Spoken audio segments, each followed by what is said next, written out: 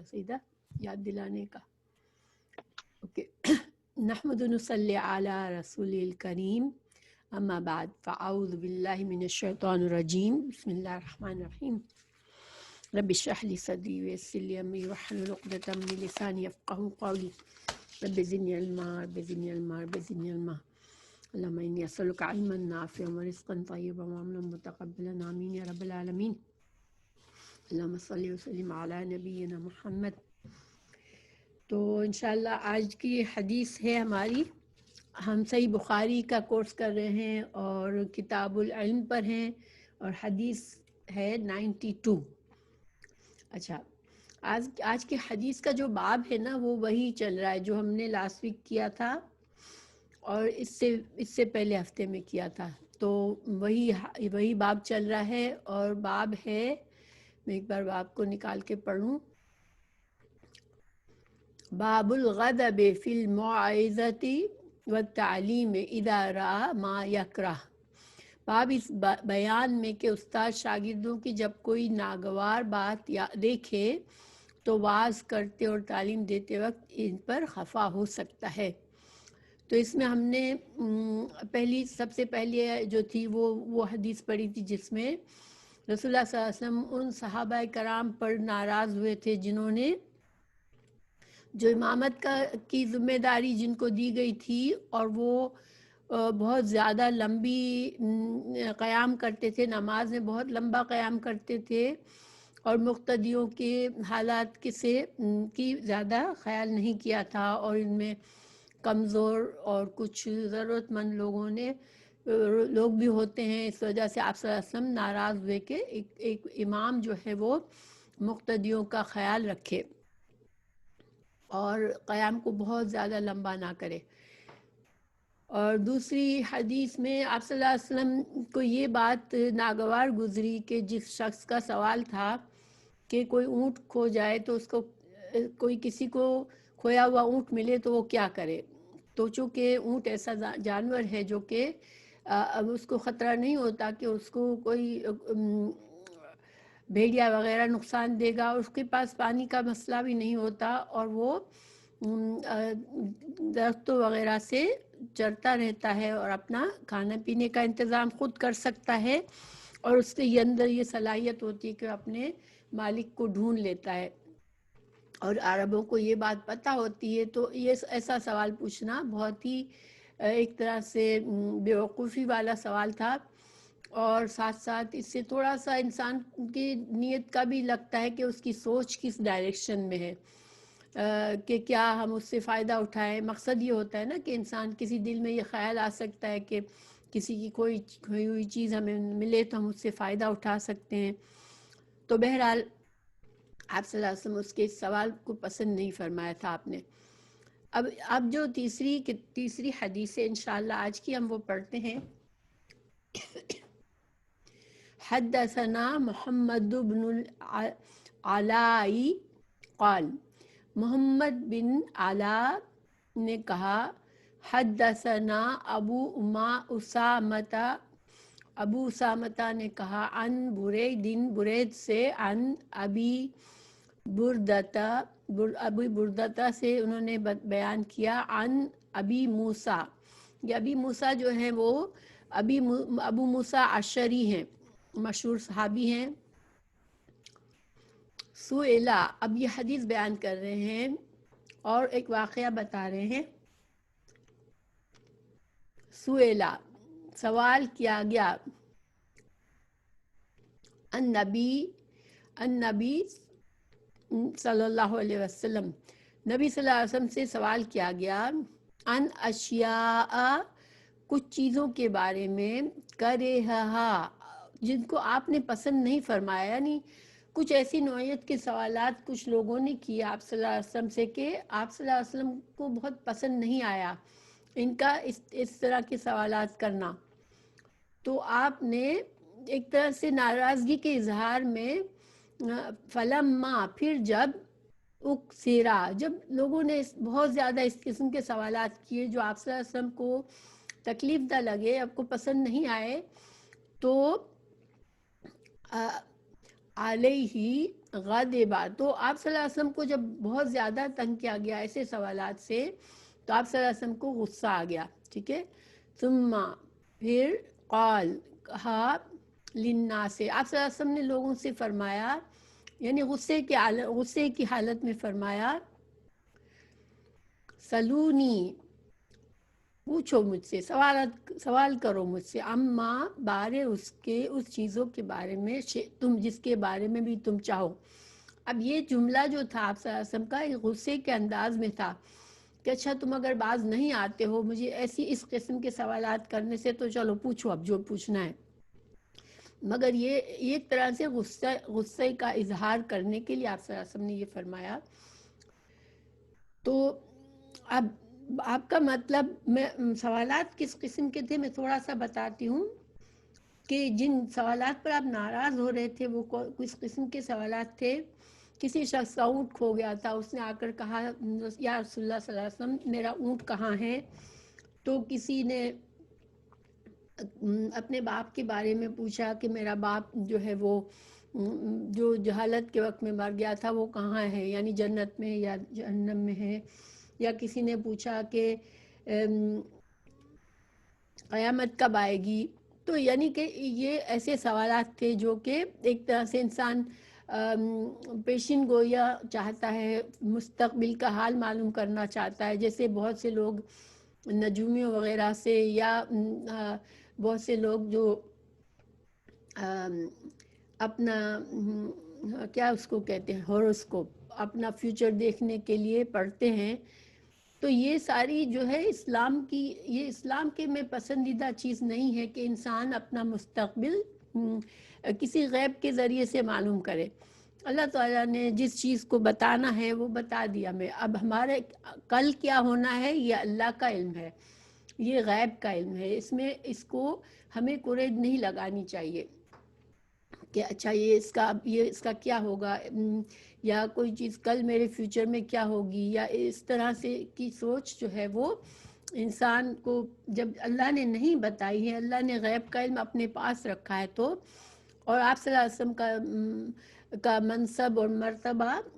یہ نہیں تھا کہ آپ سے لوگ غیب کے سوالات اپنی ذات کے فائدے کے لیے پوچھے.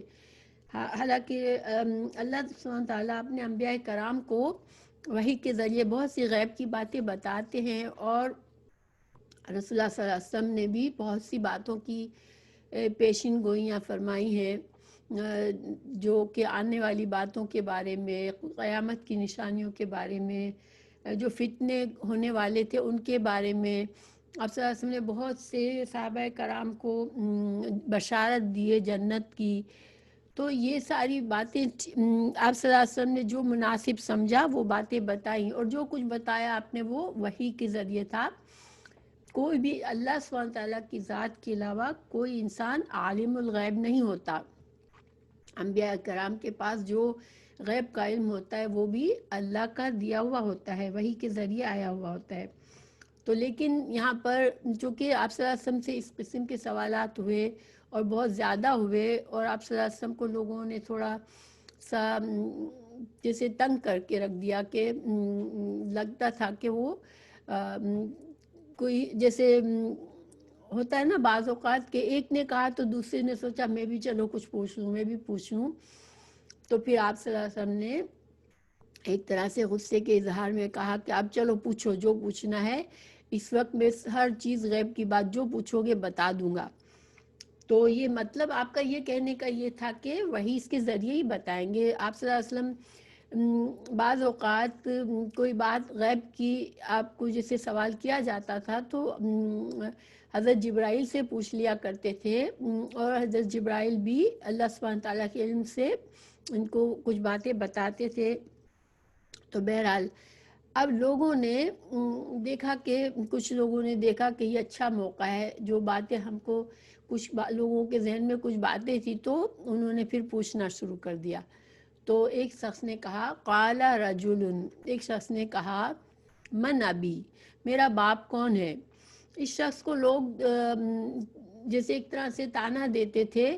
کہ تو جو ہے اپنے باپ، اس کا باپ کا نام جو تھا تم اس باپ کا بیٹا نہیں ہے، بلکہ تو ایک طرح سے بے نسل ہے، یعنی کہ نسب تمہارا جو ہے وہ صحیح نہیں ہے، ولد الزنا یا ناجائز اولاد ہے تم. تو اس طرح کی ایک طرح سے گالی ہوا کرتی تھی یا طعنہ ہوا کرتا تھا. تو اس شخص کو لوگ اس طرح سے کرتے تھے، تو اس کو یہ چیز بہت بادر کرتی تھی. تو اس نے سوچا کہ یہ اچھا وقت ہے میں پوچھ لوں کہ میرا حقیقی باپ کون ہے. تو اس نے کہا کہ میرا باپ کون ہے؟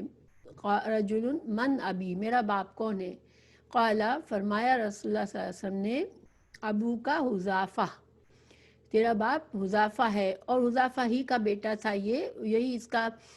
جیسے صحیح باپ تھا، اور اسی نام سے وہ تھا، لیکن لوگ اس کو کسی اور نام سے چڑھاتے تھے،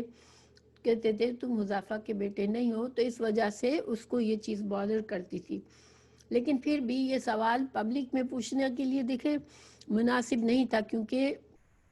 ایک طرح سے اس کی ماں کی بھی ایک بے عزتی سی تھی نا اس میں، کہ ماں پر بھی الزام آ رہا تھا کہ اس کی ماں کا کیریکٹر صحیح نہیں تھا، یا ایسے کچھ اس طرح سے ایسی قسم کا سوال پبلک میں پوچھنا مناسب نہیں تھا. اور ویسے بھی آپ صلی اللہ علیہ وسلم اگر اس کو بادر کرتا بھی تھا تو رسول اللہ صلی اللہ علیہ وسلم کی جو تھے وہ لوگوں کا فیوچر بتانے کے لیے نہیں آئے تھے، وہ اللہ سبحانہ تعالیٰ کی طرف سے وہی کا علم آپ کو دیا گیا، آپ دین کی شریعت کے باتیں ہمیں بتانے کے لیے آئے، اللہ کا پیغام دینے کے لیے آئے تھے. تو بہرحال پھر فقامہ، تو کھڑا ہوا، آخرو، پھر ایک اور شخص اٹھا، اس نے کہا من ابی یا رسول اللہ. ایک اور شخص نے اسی قسم کا سوال کر لیا. ٹھیک ہے، اب یہ کیوں ایسا ہو رہا تھا کہ دور جہالت میں یہ ان چیزوں کا خیال نہیں کیا جاتا تھا، چونکہ ظاہر انسان کو جب دین کی علم ہوتا ہے، اللہ شریعت کا علم ہوتا ہے، کچھ پابندیاں اسے پتہ ہوتی ہے کہ میں اس دنیا میں آزاد نہیں ہوں، تو انسان اپنے نفس پر قابو رکھتا ہے، ورنہ اس طرح کے ناجائز ریلیشن ہو جاتے ہیں. تو بہت سے لوگوں کو اپنی نسب کے بارے میں شک بھی ہوا کرتا تھا کہ کس کا بیٹا کون ہے. تو اب اس شخص نے پوچھا کہ میرا باپ کون ہے. آپ صلی اللہ علیہ وسلم نے فرمایا، فقال ابو کا سالم مولا شیبہ، تیرا باپ جو ہے وہ سالم ہے، جو کہ آزاد کردہ، شیبہ کا آزاد کردہ غلام ہے. ابھی شخص کا جو باپ کا نام بتایا وہ ناجائز تھا، یعنی وہ یہ جو شخص تھا اب اس کی نسب ناجائز تھی. تو اب یہ بھی اچھی بات نہیں ہے پبلک کے سامنے، سب کے سامنے اب یہ چیز جو شک میں تھی اب ثابت ہو کے سامنے آ گئی کہ یہ اس شخص کی نسب میں خرابی ہے، یہ ناجائز اولاد ہے. تو بہرحال اب رسول اللہ صلی اللہ علیہ وسلم کا اس دوران چہرہ غصہ زیادہ ہوتا جا رہا تھا.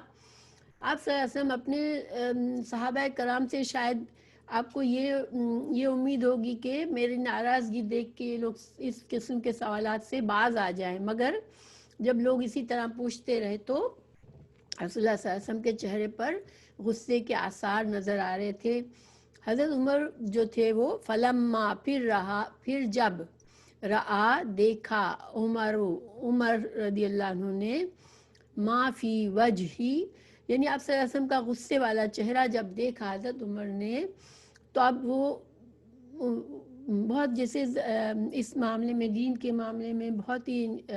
باریک بین تھے حضرت عمر رضی اللہ عنہ. تو انہوں نے کہا قال یا رسول اللہ انا، بے شک ہم، نتوبو، ہم توبہ کرتے ہیں، اللہ، اللہ تعالیٰ سے، عز و جل، اللہ عز و جل سے ہم توبہ کرتے ہیں. تو یہاں پر حضرت عمر فاروق کی ذہانت ہے کہ انہوں نے ایک طرح سے لوگوں کو احساس دلایا کہ تم لوگ کیا کر رہے ہو. حضرت عمر تو کوئی ایسا سوال نہیں کر رہے تھے، مگر سب کے سامنے توبہ سب کی طرف سے کی تاکہ لوگ ہوش میں آ جائے کہ اسٹاپ کرے اس بات کو، اور آپ صلی اللہ علیہ وسلم کو مزید غصہ نہ دلائیں. کیونکہ دیکھیں آپ صلی اللہ علیہ وسلم کو غصہ دلانا یہ اللہ تعالیٰ کی ناراضگی کو مول لینے کے برابر ہے. اللہ اپنے پیارے بندوں کو اللہ نہیں پسند کرتا. جو ایون اولیاء اللہ ہوتے ہیں ان کو بھی اگر کوئی ناحق تکلیف دیتا ہے تو اللہ تعالیٰ ان پر بھی ناراض ہوتا ہے جو ایسا کرتے ہیں. تو انبیاء کرام کا درجہ تو زیادہ بلند ہوتا ہے. انبیاء کرام کو ناراض کرنے والوں پر اللہ غضبناک ہوتا ہے. اور رسول اللہ صلی اللہ علیہ وسلم کا مرتبہ تو سارے انسانوں اور انبیاء کرام میں سب سے زیادہ بلند درجہ ہے. تو اللہ کے پیارے نبی ہیں. تو حضرت عمر فاروق کو یہ خوف ہوا کہ کہیں یہ لوگ نادانی میں اللہ سبحانہ تعالیٰ کی ناراضگی کو مول نہ لیں. اور ویسے بھی آپ صلی اللہ علیہ وسلم سے بھی اتنا پیار تھا صحابہ کرام کو کہ وہ ان کو بھی ناراض کرنا ان کو بہت دکھ کی بات لگتی تھی ان کے لیے. تو یہاں پر یہاں پر ہے نہیں اس حدیث میں تفصیل، مگر دوسری روایت سے پتہ چلتا ہے کہ جب لوگوں کو احساس ہوا تو بہت سے لوگ خوف کے مارے رونے لگے کہ کہیں اللہ ہم سے اب ناراض نہ ہو گیا ہو، کہیں اللہ کا غضب نہ آ جائے ہم پر. چونکہ ان لوگوں کا ایمان تو بہت تھا، مگر ایک طرح سے کبھی کبھار ایسا ماحول بن جاتا ہے کہ اچھا انسان بھی بہت جیسے ایک مسٹیک میں آ جاتا ہے، غلطی کر بیٹھتا ہے. کچھ ماحول بعض اوقات ایسا ہو جاتا ہے کہ انسان سے غلط بات ہو جاتی ہے. تو بہرحال یہاں پر اس باب میں امام بخاری اس حدیث کو لائے ہیں. تو یہ چونکہ باب میں کا جو ہیڈنگ ہے ان کے باب میں کہ ایک عالم ہے، ایک معلم ہے جو لوگوں کو دین کی باتیں سکھا رہا ہو، اس کو کبھی غصہ آ جائے، کیا اس کو وہ غصہ کر سکتا ہے؟ جب شاگرد بیوقوفوں والی باتیں کرنا شروع کر دیں جس سے استاد کو تکلیف ہوتی ہے. ظاہر ہے ایک استاد اگر آپ کو دین کا علم سکھا رہا ہے تو اس کو یہ ایک ایکسپیکٹیشن ہوتی ہے کہ آپ کے اندر اتنا ادب ہوگا کہ آپ دین کی محفل میں جو اس کا ادب ہے اس کا خیال رکھیں گے. تو امام بخاری یہاں کتاب العلم میں لانے کا مقصد یہ ہے کہ علم کی محفل جو ہے وہ اس کے آداب کا خیال رکھنا چاہیے، اور استاد جو ہے اس کو حق پہنچتا ہے کہ اگر شاگرد بیوقوفانہ باتیں کرنا شروع کر دیں یا ایسا رویہ کریں جو کہ دین کی محفل کے ادب کے خلاف ہے تو استاد غصہ ناراض ہو سکتا ہے، اور استاد کو حق ہے کہ وہ ایسی باتوں میں غصہ کر سکتا ہے شاگردوں پر. تو یہ تو اس باب سے تعلق ہے، لیکن اس حدیث میں اور فائدے بھی ہیں. امام بخاری جو ہے وہ اس کو دوسری جگہ بھی لائے ہیں. تو دیکھیں اس سے جو معاملہ ثابت ہوتا ہے کہ انسان جو سوال کرنا ہے اس میں کیا ادب ہے. یعنی سوال ظاہر ہے کہ جب ایک محفل ہوتی ہے جس میں علم سکھایا جا رہا ہوتا ہے تو اس میں سوالات بھی ہوتے ہیں. تو سوالات کے کیا ادب ہے. پھر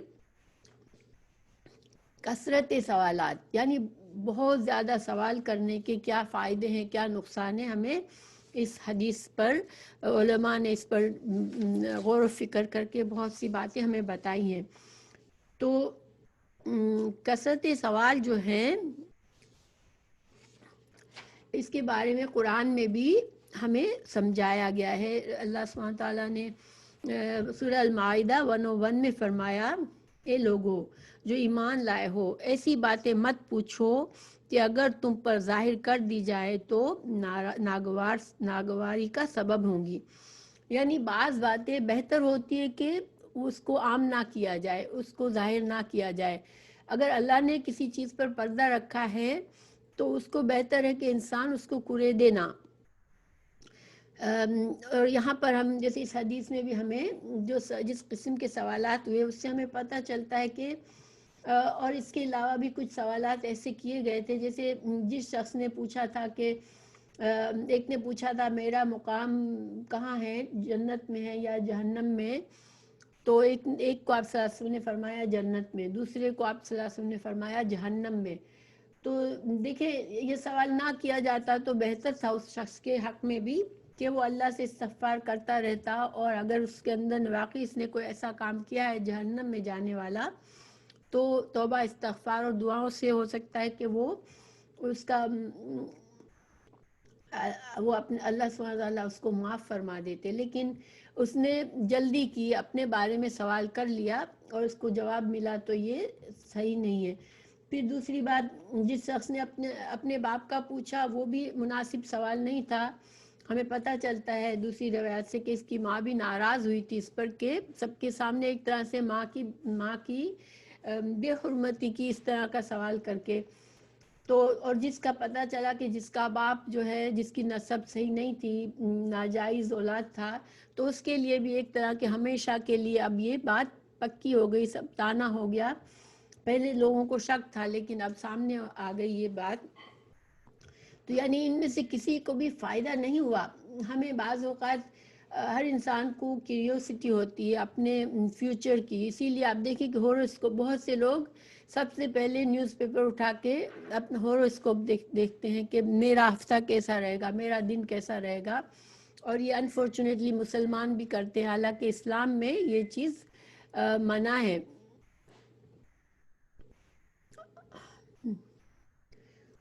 ہاں نہیں فصیحہ، سوری، مجھے الحمدللہ آپ نے لکھا ہے تو مجھے ہنسی آ گئی. الحمدللہ آپ لوگوں سے مجھے کبھی کوئی شکایت نہیں ہوتی. تو بہرحال یہ جو ہے قرآن میں یہ بات ہمیں سمجھائی گئی کہ بعض باتیں بہت زیادہ کریدنے سے اور اس کے بارے میں پردہ ہے، اس کو پردہ ہٹانے سے کبھی خیر نہیں آتی. تو اسی طرح اب اگر آپ صلی اللہ علیہ وسلم پر وحی نازل ہوتی تھی اور اگر آپ صلی اللہ علیہ وسلم سے ایسی غیب کی باتیں پوچھی جاتی، جیسے دیکھیں مثال کے طور پر اللہ سبحانہ تعالیٰ نے بہت سی باتوں پر خاموشی کی، رسول اللہ صلی اللہ علیہ وسلم نے بہت سی دین کی باتوں میں خاموشی کی. اگر اس وقت جبکہ چونکہ اس آیت کے دوسرے حصے میں اللہ تعالیٰ نے فرمایا اگر تم زمانہ نزول میں ان باتوں کو پوچھو گے تو تم پر ظاہر کر دی جائے گی. چونکہ اس وقت وحی نازل ہو رہی تھی اور سوالات اگر بہت زیادہ کریدنے والے سوالات کیے جاتے، جیسے کہ ہمیں بنی اسرائیل کے واقعے سے پتہ چلتا ہے کہ ان کو گائے ذبح کرنے کے لیے حکم دیا گیا، تو انہوں نے اتنے سوالات کیے کہ گائے کا کلر کیا ہے، گائے کی عمر کیا ہے، گائے کیسی ہے، کیا صفات ہے. تو جتنا زیادہ پوچھا اللہ سبحانہ تعالیٰ نے اتنے جواب دیتے رہے. اور پھر کیا ہوا کہ وہ گائے ان کے لیے ڈھونڈنا بہت مشکل ہو گئی کہ وہ بالکل ایک گائے نکلی اتنے تلاش کے بعد جو کہ ان ساری شرائط پر پوری ہوتی تھی. تو شریعت کا مزاج ایسا ہے کہ جب اللہ سبحانہ تعالیٰ نے بہت زیادہ ڈیٹیل کسی چیز میں نہیں دی تو تم کو جو حکم دیا جا رہا ہے بس وہ کر لو. اور صحابہ کرام کو خاص طور سے جب یہ آیت نازل ہوئی اس کے بعد وہ بہت ڈرتے تھے. جو مہاجر صحابہ تھے جو کہ پرانے ہو چکے تھے، یعنی کہ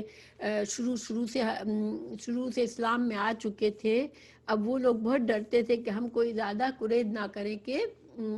ہم کوئی ناراضگی والا کام کر دیں. تو انسان کو جیسے ہے ہماری شریعت میں بہت سی ایسی باتیں ہیں جس کے بارے میں ہمیں بہت تفصیلات نہیں بتائی گئی، حالانکہ وہ اہم باتیں ہیں. جیسے مثال میں آپ کو ایک دیتی ہوں کہ کوئی صحیح حدیث ہے، اس لیے ہماری شریعت کا جو مزاج ہے وہ یہ ہے کہ اللہ تعالیٰ نے، اللہ کے رسول صلی اللہ علیہ وسلم نے جہاں جہاں خاموشی اختیار کی تو وہ انسان اس کو سمجھنے کہ اللہ سبحانہ تعالیٰ نے ہم پر عفو اور درگزر سے کام لیا ہے، اور اللہ کی رحمت پر بھروسہ کر کے انسان جن باتوں کو واضح طور پر بتا دیا گیا ان پر عمل کرے. جیسے اس کے بارے میں حدیثیں بھی موجود ہیں.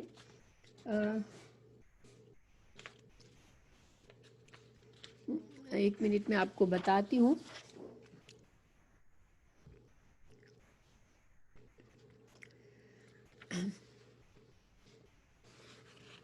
اوکے، انشاءاللہ ابھی میں اس کی آتی ہوں اس کی طرف، ہم ابھی کنٹینیو کرتے ہیں. تو پہلی بات ہمیں یہ پتہ چلی کہ سوالات جو ہے وہ بے وقوفانہ اور جہالت والے سوالات نہیں ہونے چاہیے ان کی مجلس میں. اور بالکل ذاتی نوعیت کے جس کا کسی اور کو کوئی تعلق نہیں ہے وہ بھی نہیں ہونی چاہیے، یا بہت زیادہ تجسس اور قید نہیں ہونی چاہیے انسان کو۔ پھر دیکھیں یہ حدیث ہے ابو داؤد، حضرت ابو داؤد کی سے مرفوع ہے، ابو دردہ سے حضرت ابو دردہ سے مرفوعاً حدیث بیان کی گئی ہے کہ اللہ نے اپنی کتاب میں جو حلال کیا وہ حلال ہے اور جو حرام کیا وہ حرام ہے، جس سے خاموش رہا وہ عفو یعنی کہ مباح ہے۔ عفو سے کیا مطلب ہوتا ہے؟ درگزر کرنا، ٹھیک ہے؟ تو اللہ سبحانہ تعالیٰ نے جن چیزوں سے درگزر کیا ہے وہ سب کی سب ہمارے لیے مباح ہے۔ مباح کیا ہوتا ہے کہ ہم ان کو چاہے تو کر سکتے ہیں چاہے تو نہ کریں، اور اللہ سبحانہ تعالیٰ نے ہمیں ایک طرح سے ہمارے لیے وسعت چھوڑ دیے، کیونکہ سورہ مریم 64 میں فرمایا گیا وما کان ربک نسیا، کہ تیرا رب جو ہے وہ بھولنے والا نہیں ہے، یعنی اللہ سبحانہ تعالیٰ نعوذ باللہ ایسے نہیں تھا کہ اللہ تعالیٰ کو کوئی حکم بتانا تھا مگر اللہ تعالیٰ ہم کو بتانا بھول گئے، ایسا نہیں ہے۔ تو جب واضح طور پر ہمیں حلال و حرام بتا دیا گیا اور کچھ چیزوں کے بارے میں بہت تفصیل نہیں دی گئی تو اس کو انسان مباح سمجھے۔ پھر حدیث سے بھی ہمیں حلال حرام کے قانون پتہ چل جاتا ہے کہ کیا قواعد ہیں حلال حرام کے، تو ان پر ہی اکتفا کر لے انسان، اور بہت ہی شک ہو رہا ہے کسی چیز کے بارے میں تو پھر اس کو چھوڑ دے۔ اس کا یہ مطلب نہیں ہے کہ ان کے لیے سوال نہ پوچھے جائے، ٹھیک ہے؟ یہ مطلب نہیں ہے، مطلب یہ کہ بال کی کھال نہ نکالی جائے کسی چیز کی۔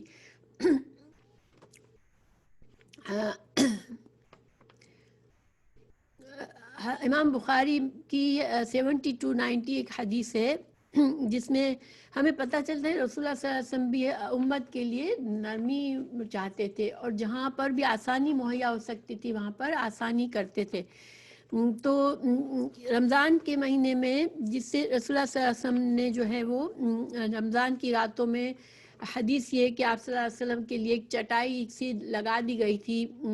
جیسے ایک پردے کے طور پر چٹائی کے کا پردہ بنا دیا گیا تھا مسجد میں ہی، اور آپ صلی اللہ علیہ وسلم اس میں رات کی عبادت کیا کرتے تھے۔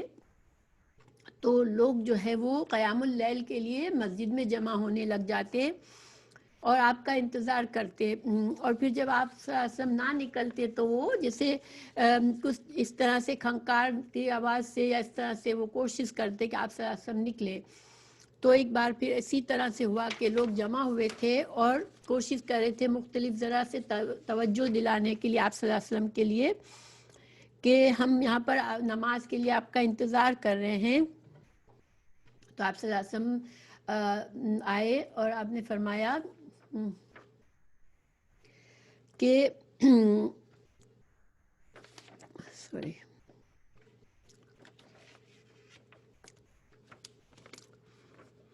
آپ صلی اللہ علیہ وسلم نے فرمایا کہ میں جانتا ہوں کہ تم لوگ کیا چاہتے ہو، لیکن میں نہیں چاہتا ہوں کہ میں ہر رات تم کو قیام اللیل پڑھاؤں اور یہ نماز تم پر فرض ہو جائے۔ اگر تم پر یہ لازم ہو جائے گی تو تم لوگوں کے لیے مشکل ہو جائے گی۔ آپ صلی اللہ علیہ وسلم نے اپنی زندگی میں رمضان کی ہر رات میں تراویح نہیں پڑھائی تھی، جو اب ہم پڑھتے ہیں وہ حضرت عمر فاروق کے زمانے سے ہم یہ چیز شروع ہوئی ہے، اور حضرت عمر نے بھی اس لیے کی کہ وہ جانتے تھے اس کا فائدہ بہت زیادہ ہے، اس اجر و ثواب بہت ہے، لیکن آپ صلی اللہ علیہ وسلم نے اپنی امت کے لیے آسانی چاہی، اس وجہ سے آپ نے اس چیز کو ایک فرض کی عبادت نہ بن جائے، کیونکہ آپ صلی اللہ علیہ وسلم کا ہر عمل جو ہے وہ پھر علماء نے اسی طرح دیکھا۔ دیکھیں جو بات آپ ہمیشہ کرتے تھے اس کو واجب کا درجہ ملا، تو اگر آپ صلی اللہ علیہ وسلم ہمیشہ قیام اللیل کراتے تو پھر یہ چیز ایک واجب اور فرض بن جاتی، اور پھر ہم لوگوں پر ایک طرح سے مشقت آ جاتی۔ ابھی کیا ہے کہ ٹھیک ہے ہم جاتے ہیں پڑھتے ہیں، اور کبھی نہیں جاتے تب بھی کوئی بات نہیں، ہم گھر میں پڑھ لیتے ہیں۔ ایکچولی جو نفلی نماز ہے نا اس کو گھر میں پڑھنے کا جو ثواب مسجد میں پڑھنے سے زیادہ ہے، یہ حدیث سے ثابت ہے۔ ہاں البتہ جو نفلی نمازیں جو خاص مسجد میں پڑھنے کی ہے، جیسے مسجد کی 2 رکعتیں، اسی طرح عید کی 2 رکعتیں، اس طرح کی، یا پھر کسوف، جو کسوف نماز کسوف ہے، یہ نمازیں نفلی ہیں مگر ان کو مسجد میں پڑھا جاتا ہے۔ اس کے علاوہ جو نفلی نمازیں ہیں، قیام اللیل سمیت ساری نمازیں نفلی، یا اشراق کی نمازیں، یا قیام اللیل ہے، یا دن کے دوران انسان جو بھی نفلی ایکسٹرا نفلیں پڑھتا ہے، رات میں جو ایکسٹرا نفلیں پڑھتا ہے، ان کا اجر و ثواب گھر میں پڑھنے کا زیادہ ہے، کیونکہ انسان کو اپنے گھر کو بھی نماز پڑھ کے اس میں بھی برکت کا ذریعہ ہے نمازوں کا پڑھنا۔ تو مطلب یہ کہ آپ صلی اللہ علیہ وسلم اپنی امت کے لیے آسانی چاہتے تھے۔ ایک اور حدیث ہے اس کے لیے کہ رسول اللہ صلی اللہ علیہ وسلم سے ایک شخص نے 3 بار سوال کیا، کیا حج ہر سال فرض ہے؟ آپ صلی اللہ علیہ وسلم خاموش رہے۔ پھر آپ نے فرمایا، جب اس نے 3 بار یہی سوال کیا تو آپ صلی اللہ علیہ وسلم نے فرمایا کہ اگر میں ہاں کہہ دیتا تو ایسا کرنا واجب ہو جاتا، اور اگر واجب ہو جاتا تو پھر تم اس کو ترک کرتے اور گمراہ ہو جاتے۔ یعنی جو چیز فرض بن جاتی ہے پھر اس کو ہم اگر نہیں کرتے تو پھر ہمیں گناہ ملتا ہے۔ تو اس شخص نے بار بار پوچھا۔ اب دیکھیں، حج کے بارے میں فرضیت کا حکم کے ساتھ یہ نہیں کہا گیا کہ بار بار کرو، یہ فرض ہے، بلکہ ہاں زیادہ کرنا اچھا ہے، اس کا اجر و ثواب بہت زیادہ ہے انسان جتنے بار حج کرے، لیکن پابندی اور فرض اور جو ضروری ہے ہم پر وہ کیا ہے؟ زندگی میں ایک بار حج کرنا اگر استطاعت ہے تو اب بہتر یہ ہوتا ہے کہ انسان اچھی طرح سے سوال سنے، یعنی بات کو سنے، ٹیچر کی بات کو یا معلم کی بات کو، تو ہو سکتا ہے کہ جب پوری بات غور سے سنیں گے تو بات سمجھ میں آ جائے گی، اور انسان کو ادھوری بات میں انسان جیسے بے چین ہو کے سوال کرتا ہے تو پھر ہو سکتا ہے کہ اس میں فائدہ نہ ہو۔ پھر ایک اور وجہ سے سوالات کرنے کا منع کیا گیا ہے کہ اگر کوئی حادثہ یا کوئی واقعہ پیش نہیں آیا، پھر انسان کہے کہ اچھا سوال پوچھے کسی معلم سے یا کسی فقیہ سے کہ اچھا اگر یہ ہو جائے تو کیا ہو، اگر ایسا واقعہ پیش آ جائے تو کیا ہو، تو اس کا کیا حکم ہے۔ تو اس کے لیے بھی پسندیدہ نہیں ہے کہ اگر کوئی معاملہ پیش نہیں آیا ہے تو انسان بلا وجہ تجسس نہ کرے۔ ہاں مطلب جو علم سیکھتے ہیں ان کی اور بات ہے کہ وہ ان کا مقصد یہ ہوتا ہے کہ دین کے علم سیکھ رہے ہیں اور وہ اپنے علم کو پختہ کرنا چاہ رہے ہیں تاکہ وہ خود بھی عمل اچھی طرح کر سکے اور دوسروں کو بھی سکھا سکے، وہ دوسری بات ہے۔ لیکن ایک انسان صرف اپنے کیوریوسٹی میں مختلف قسم کے ایسے سینیریوز سوچ لیتا ہے کہ اچھا اگر یہ ہو تو پھر کیا، اس کا حکم کیا ہے، اگر یہ ہو تو کیا حکم ہے، یہ مناسب نہیں ہے۔ ایک حدیث ہے سنن ابو داؤد میں، فرمایا نازل ہونے سے پہلے مصیبت اپنے گلے نہ لو، کہ جب وہ حادثہ پیش آئے گا تو ایسے علماء بھی موجود ہوں گے جو تم کو ان کا حل بتا دیں گے، اگر جلد بازی کرو گے تو اختلاف کا شکار ہوگے۔ اسی طرح دوسری حدیث ہے کہ میری امت میں ہمیشہ ایسے علماء رہیں گے، جب ان سے سوال کیا جائے گا تو ہمیشہ صحیح رہنمائی کریں گے، حتیٰ کہ لوگ ایسے امور کی بابت پوچھ پاچھ شروع کر دیں گے جو ابھی واقعہ نہیں ہوئے ہیں۔ تو گویا ہماری شریعت یہ پسند نہیں کرتی کہ انسان کے ساتھ کوئی مسئلہ آیا ہی نہیں ہے تو پھر مسئلہ کیوں پوچھ رہے ہیں، مسئلہ آئے گا جب پوچھ لینا۔ تو اس کے بارے میں ابھی میرے پاس کوئی دلیل سامنے میں نے نہیں رکھی ہے، لیکن جو لیان کے بارے میں بھی جس شخص نے سوال کیا تھا، ایک شخص نے سوال کیا تھا تو اس کی زندگی میں یہ واقعہ پیش آ گیا بعد میں، ٹھیک ہے۔ تو انسان کو ایک طرح سے انسان کو اللہ کا خوف اور تقوی رکھنا چاہیے، بس سوال اگر کرنا ہے تو مقصد یہ ہونا چاہیے کہ ہمیں کوئی چیز کا علم سیکھنا ہے، اخلاص نیت سے ہم سیکھنا چاہ رہے ہیں، لیکن بے وجہ کی کیوریوسٹی نہیں ہونی چاہیے کہ صرف سوال پوچھنے کی حد تک سوال، یعنی کہ کیا اس کا ورڈ ہے کہ صرف ایک بات کرنی ہے آپ کو، بس آپ نے منہ کھول لیا، ایسا نہیں ہونا چاہیے۔ پھر تیسری بات یہ ہے کہ ایسے امور پر بحث اور کثرت سوال منع کی گئی جس میں ہماری شریعت نے ایمان لانے کا حکم دیا، یعنی کہ کچھ ایسے معاملات ہیں جو غیب کے معاملات ہیں قرآن میں موجود ہیں، لیکن ہمیں ہم سے کیا ایکسپیکٹڈ ہے کہ ہم بس ان پر ایمان لائیں، ہم ان کی قرید میں نہ پڑ جائیں. جیسے آپ اللہ سبحانہ تعالیٰ کی صفات کے بارے میں، اللہ سبحانہ تعالیٰ کے عرش پر استوا ہونے کے بارے میں، کہ کیسے اچھا اللہ عرش پر استوا ہے تو کیسے استوا ہے اللہ کا، اس طرح کی کیوریوسٹی انسان کو نہیں لانی چاہیے. اور اسی طرح سے اچھا اللہ کا ہاتھ کیسا ہے، اللہ کا چہرہ کیسا ہے، اس طرح کے سوالات نہیں کرنے چاہیے، کیونکہ یہ ایسے غیب کے امور ہیں جن پر بس ہمیں اس پر ایمان لانا ہے. اللہ سبحانہ تعالیٰ کی تمام صفات پر ہمیں ایمان لانا ہے. تو پھر ایک اور بات یہ ہے کہ میانہ روی اسلام میں پسندیدہ ہے. رسول اللہ صلی اللہ علیہ وسلم نے فرمایا تم سے پہلے کی قوم ہلاکت میں پڑی کثرت سوال اور انبیاء کرام سے اختلاف کرنے کی وجہ سے. کیونکہ انسان بعض اوقات محفل میں سوال اس لیے بھی کر رہا ہوتا ہے کہ اپنی امپورٹنس جتا رہا ہوتا ہے، اپنے آپ پر لوگوں کی توجہ، اپنے لوگوں کو متوجہ کرنا چاہ رہا ہوتا ہے، یا اپنے علم کی فوقیت کو دکھانا چاہ رہا ہوتا ہے کہ دیکھو مجھے کتنا علم ہے کہ میں نے یہ سوال کیا. اور بعض لوگ ذاتی تجربہ ہے کہ کہیں جمع ہوتے ہیں تو جان بوجھ کر اس قسم کے سوالات کرتے ہیں جن میں شریعت میں اختلافات سب کو پتہ ہے کہ ہاں ان مسائل پر اختلافات ہیں. تو ان کی نیت یہ نہیں ہوتی ہے کہ میں اپنے صحیح سوچ کر میں اپنی اصلاح کروں گا. ان کی نیت صرف ایک ہوا دینا ہوتی ہے کہ مجھے موقع ملے گا اپنی بات کرنے کا. تو اب جیسے جو اختلافی مسائل ہیں، مثال کے طور پر رفع الیدین کے بارے میں لوگ بحث کرتے ہیں، اسی طرح حائضہ قرآن پڑھ سکتی ہے نہیں پڑھ سکتی ہے، اس کے بار بار سوالات کرتے ہیں، یا ایسے سوالات جو کہ پھر مسئلہ یہ کہ ہاں اگر انسان صحیح نیت سے اس لیے کر رہا ہے کہ اس کو صحیح جواب مل جائے تو وہ اپنا عمل درست کر لے، اس میں کوئی خرابی نہیں ہے. لیکن بعض لوگ صرف بحث کرنے کے لیے بحث چھیڑنا چاہتے ہوتے ہیں محفل میں، تو ایسا ایک شورشا اٹھاتے ہیں کہ چلو اس طرح سے میں خود ہی سوال کروں پھر میں ہی بات کر سکوں گی، اپنی بات کر سکوں گی.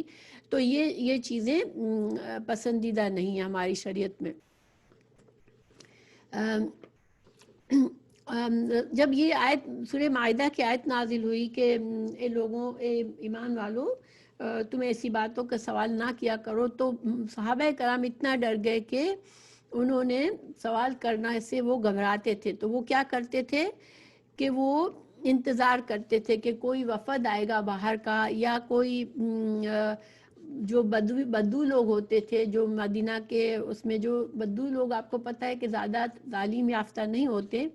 اور بالکل اکھڑ سے ہوتے ہیں، کہ جو بھی جیسے بالکل ان کا انداز ایسا ہوتا ہے کہ بہت ادب آداب کا خیال رکھنے کی پریکٹس نہیں ہوتی ان کو. ظاہری بات ہے کہ وہ شہروں سے دور رہے ہوتے ہیں.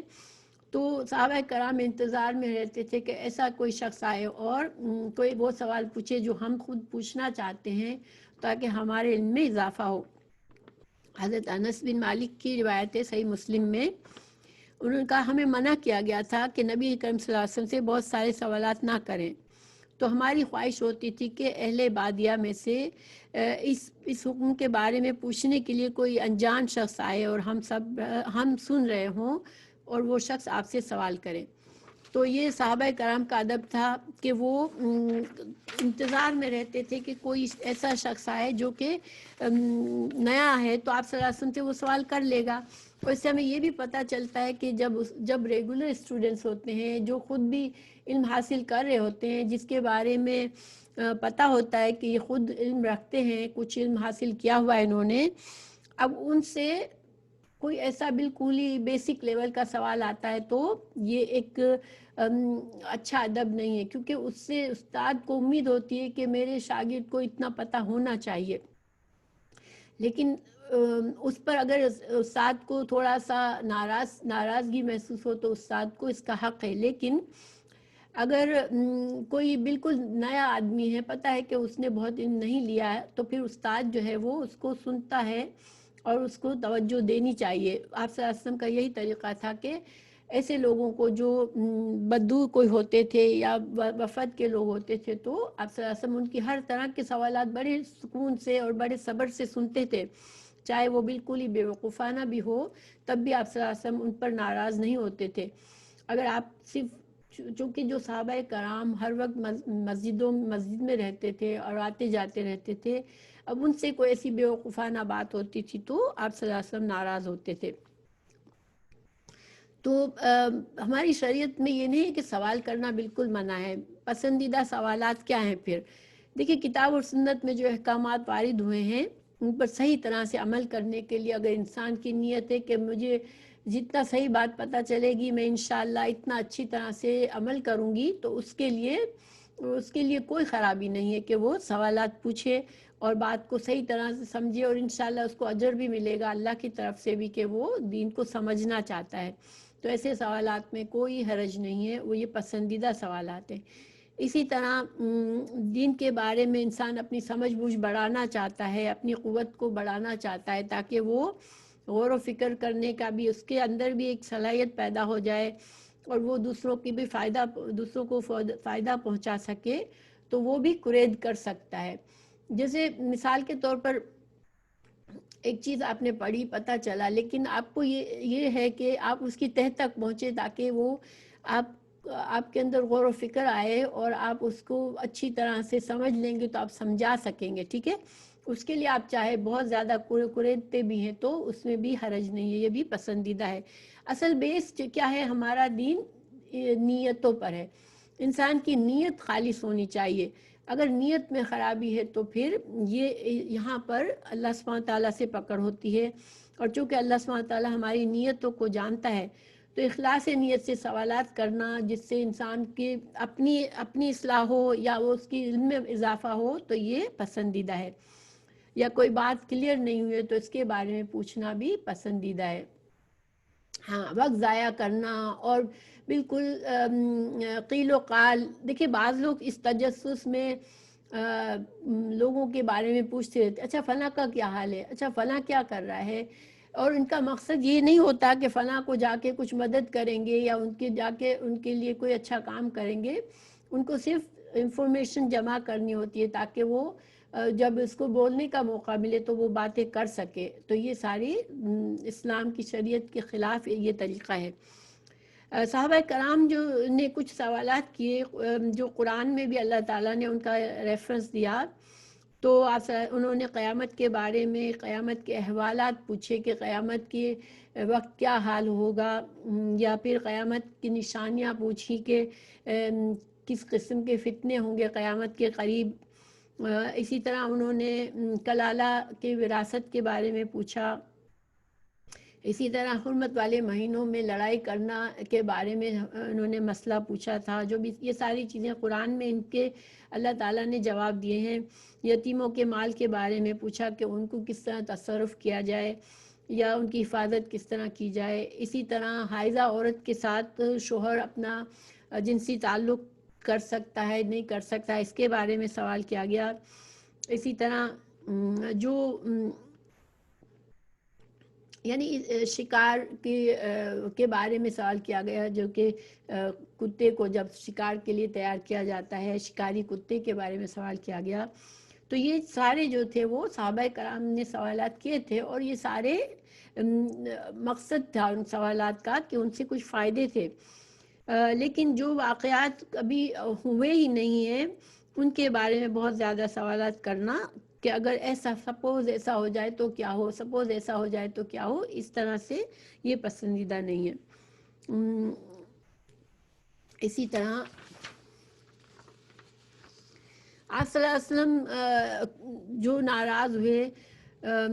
وہ کس قسم کے آپ صلی اللہ علیہ وسلم سے سوالات ہوئے تھے، جو کہ آپ اتنے ناراض ہوئے تھے؟ تو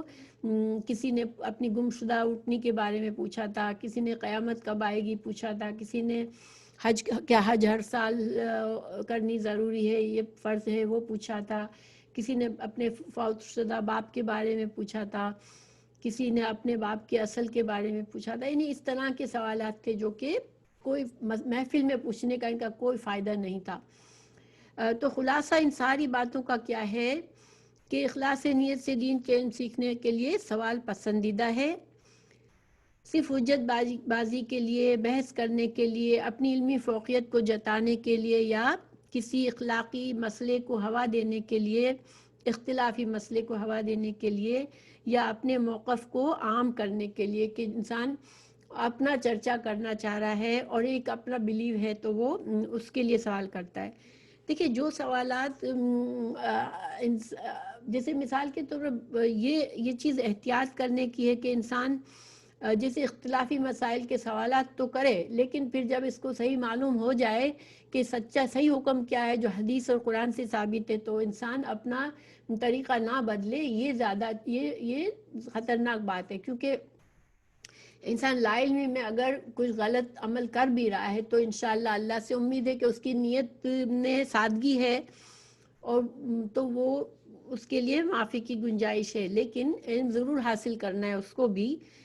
لیکن انسان خاص طور سے پوچھے بھی لیکن اپنا طریقہ نہ بدلے تو یہ غلط بات ہے، یہ خطرناک بات ہے۔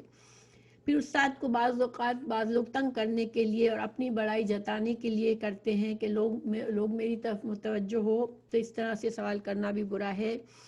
ایسے مسائل کا حل پوچھنا جو واقعہ نہیں ہوئے ہیں تو یہ صحیح نہیں ہے۔ پھر دوسروں کے حالات کی کھوج لگانے کے لیے سوالات کرنا تاکہ وہ اپنے پاس سب کی انفارمیشن جمع کرے، یہ بھی صحیح نہیں ہے۔ بحث برائے بحث کرنا بھی صحیح نہیں ہے۔ کسی بات کی خال نکالنا، کسی بات جیسے کسی حکم کے اتنی گہرائی میں چلا جانا جیسے کہ ایک بال کی خال نکالی جا رہی ہے، تو یہ بھی صحیح نہیں ہے، یہ سب ناپسندیدہ ہے۔ اور اس حدیث سے ہمیں ایک اور فائدہ حضرت عمر رضی اللہ عنہ کی سمجھ بوجھ سے پتہ چلتا ہے کہ انہوں نے کس طرح آپ صلی اللہ علیہ وسلم کے غصے کو محسوس کر کے سب کی توجہ دلانے کے لیے بجائے ڈائریکٹ دیکھیں آپ صلی اللہ علیہ وسلم کی موجودگی میں سب کو اگر ڈانٹتے کہ ایسا مت کرو تو یہ بھی صحیح نہیں تھا، کیونکہ آپ صلی اللہ علیہ وسلم کا رتبہ اتنا بڑا ہے، ان کے سامنے اگر کوئی اٹھ کر دوسروں کو ڈانٹنا شروع کر دے تو یہ بھی صحیح نہیں طریقہ نہیں تھا، تو انہوں نے بڑی ہوشیاری اور سمجھداری سے خود ہی معافی مانگنا شروع کر دی رسول اللہ صلی اللہ علیہ وسلم سے، اور آپ کو خوش کرنے کی کوشش کرنے لگے تاکہ لوگوں کو احساس ہو کہ یہ لوگ اپنے اس حرکت سے باز آ جائے، کیونکہ بعض اوقات جب ایک گرم چل رہا ہوتا ہے نا معاملہ کہ سب کر رہے تو چلو ہم بھی کرتے ہیں، تو ایسے میں لوگوں کو ہوش آنے میں دیر لگتی ہے، تو حضرت عمر فاروق نے ایک طرح سے لوگوں کو ہوشیار کر دیا کہ یہ تم لوگ کیا کر رہے ہو،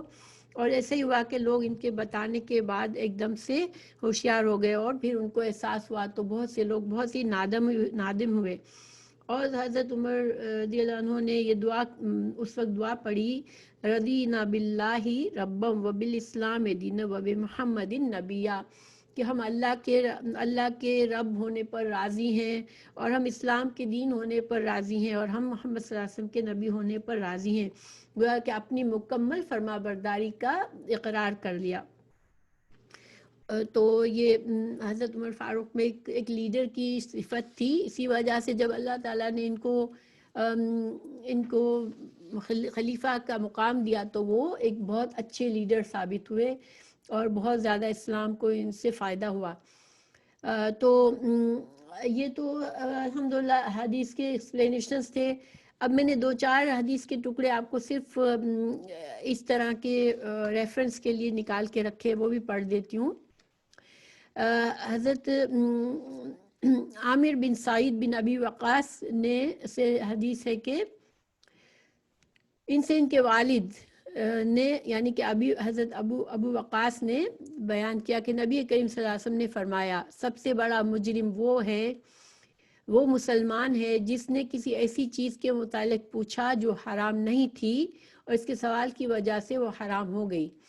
یعنی جب وحی کا نزول ہو رہا تھا اور کسی حکم کے بارے میں زیادہ تفصیل نہیں دی گئی تھی، اب اس نے بہت زیادہ سوال کیے اور وہ چیز پھر اس کی پوری وضاحت کر دی گئی اور وہ چیز حرام ثابت ہوئی، تو وہ شخص جو ہے وہ مجرم ہے ایک طرح سے، کیونکہ اس کی وجہ سے دوسروں کے لیے بھی سختی ہو گئی۔ جیسے آپ کو پتہ ہے کہ یہود جو تھے وہ ان کے لیے بہت سختی تھی، وہ حلال جانور کے بھی چربی کو نہیں کھا سکتے تھے، یعنی وہ چربی جو گوشت کے ساتھ اندر گھسی ہوئی ہو، بالکل جن کو نکالنا مشکل ہو، بس وہی چربی یہ کھا سکتے تھے، ورنہ جو زیادہ چربی، واضح چربی نکلتی ہے وہ ان پر حرام تھی۔ اور اس طرح کی سختیاں کب آتی ہے؟ جب اللہ تعالیٰ سے بہت زیادہ سوالات کیے جاتے ہیں، جب انبیاء کرام پر وحی نازل ہو رہی ہوتی ہے اور ان کے آس پاس کے لوگ اپنے نبی کو بہت زیادہ ہراس کرتے ہیں سوالات کر کے، تو اللہ تعالیٰ سزا کے طور پر سختی کر دیتے ہیں، اور ایسا کرنے والے پر دوسروں کے لیے بھی اس نے جرم کیا کہ اس کی وجہ سے دوسروں کے لیے شریعت مشکل بن جاتی ہے۔ تو اچھا، اس کے علاوہ جو ہے دوسری حدیث رسول اللہ صلی اللہ علیہ وسلم، جو یہ میں نے آپ کو بتا دی، جب رمضان کی راتوں میں آپ صلی اللہ علیہ وسلم کو لوگوں نے جمع ہو کر تراویح کے لیے جیسے وہ ایک طرح سے آوازیں کر رہے تھے تاکہ رسول اللہ صلی اللہ علیہ وسلم نکلتے، بلا کر نہیں، یا رسول اللہ کر کے بلا کر نہیں کیا تھا، مگر کھنکار کچھ آوازیں کھانسی کر کے کھنکار کے، تو آپ صلی اللہ علیہ وسلم نے پھر ان کو سمجھایا تھا کہ اے لوگوں اپنے گھروں میں نماز پڑھو، کیونکہ فرض نماز کے سوائے انسان کی سب سے افضل نماز اس کے گھر میں ہے۔ اور آپ نے فرمایا کہ مجھے ڈر ہوا کہ کہیں تم پر یہ نماز تراویح فرض نہ کر دی جائے، تو اگر فرض کر دی گئی تو تم اسے قائم نہیں رکھ سکو گے۔ تو گویا کہ آپ صلی اللہ علیہ وسلم نے اپنی امت کے لیے نرمی کی وجہ سے اس چیز سے اجتناب کیا تھا کہ ہر رات کو تراویح پڑھائیں، اور اسی دلیل سے حضرت عمر نے فائدہ اٹھایا تھا کہ ان کو پتا تھا کہ نماز تراویح مسجد میں پڑھنا جو ہے وہ اچھی بات ہے، اس میں زیادہ ایک طرح سے لوگوں کو انکریجمنٹ ملتا ہے، نماز میں کی برکت محسوس ہوتی ہے، ایک جوش آتا ہے سب کو دیکھ کر انسان کے اندر عبادت کا، تو یہ اچھا عمل ہے اور اس کا بہت اجر و ثواب ہے۔ لیکن رسول اللہ صلی اللہ علیہ وسلم نے نرمی صرف اس لیے فرمائی کہ کہیں یہ فرض بن گیا تو امت پر مشکل ہوگی، اسی وجہ سے حضرت عمر کے زمانے میں جب مسجد میں لوگ جمع ہو کے اپنی اپنی نمازیں پڑھتے تھے، ایک ایک کونے میں دو چار لوگ کر کے تراویح پڑھتے تھے، تو حضرت عمر نے ان کو کہا کہ ٹھیک ہے، تم پڑھنے کے لیے آتے ہی ہو تو پھر ایک امام کے ساتھ پڑھ لو تو اچھا ہے، تو اس طرح سے تراویح کا اسٹارٹ ہوا تھا۔ اور چونکہ حضرت عمر فاروق آپ صلی اللہ علیہ وسلم کی زندگی کو بہت اچھی قریب سے دیکھا تھا، اور ان کو حکمت معلوم تھی، یہ نہیں کہ انہوں نے ایک بدعت شروع کی تھی، یہ بدعت نہیں تھی، ٹھیک ہے، یہ صرف چونکہ ان کو معلوم تھا کہ یہ بہت اچھا عمل ہے، اس کا بہت فائدہ ہے، لیکن رسول اللہ صلی اللہ علیہ وسلم نے صرف نرمی کے خیال سے اس سے اجتناب کیا، اس وجہ سے حضرت عمر نے یہ اپنی اجتہاد سے یہ کام کیا تھا، مگر اس کا یہ مطلب نہیں کہ حضرت عمر نے ایک بدعت نیا طریقہ شروع کیا تھا تاکہ ہم بھی شروع کر سکتے ہیں، تو یہ بات نہیں ہے۔ اسی وجہ سے کچھ لوگوں نے بدعت حسنہ اور بدعت سو کا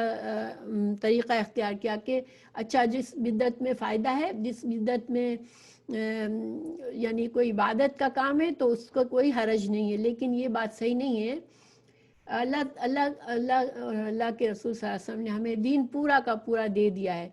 اب اس میں ہم کوئی چیز بھولی نہیں گئی ہے اللہ کی طرف سے، تو اب ہم کو اسی کو فالو کرنا چاہیے۔ عبادات کے لیے یہ شرط لازم ہے کہ عبادات جو ہے وہ اللہ سبحانہ تعالیٰ نے جو باتیں